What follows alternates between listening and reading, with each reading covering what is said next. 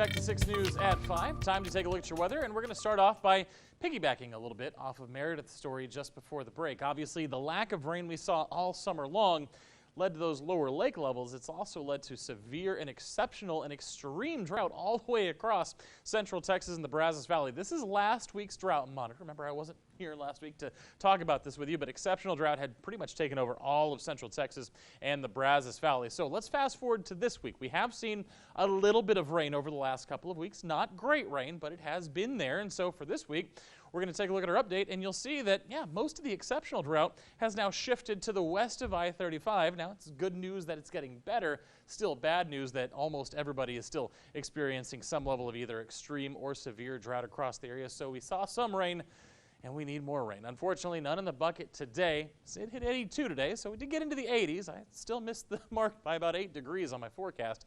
That's okay. I like cooler than hotter.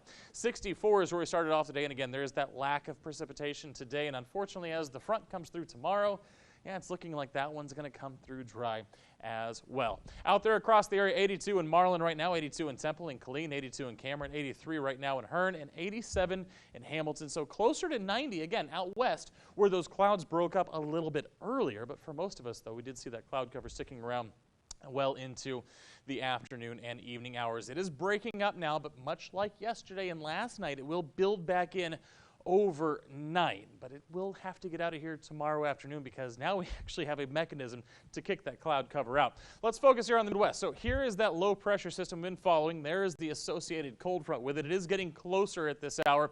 When this moves through, it's going to dry us out. It's going to wipe us out. We're going to see plenty of sunshine all weekend long. But before we do, it is going to get a little bit warm, and it is going to be a little cloudy as we start off our day tomorrow. So here we are at 7:30. Let's put this in motion. We see that cloud cover building back in overnight. Any leftover moisture tomorrow morning could spell a shower or two ahead of the front, primarily for the Brazos Valley, but look what happens behind the front.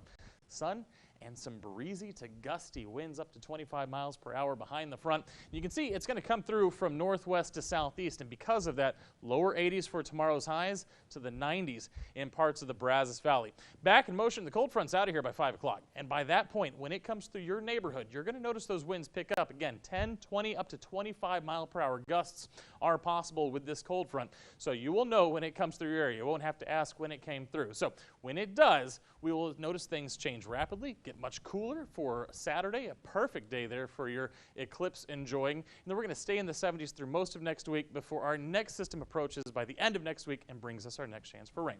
We'll be right back.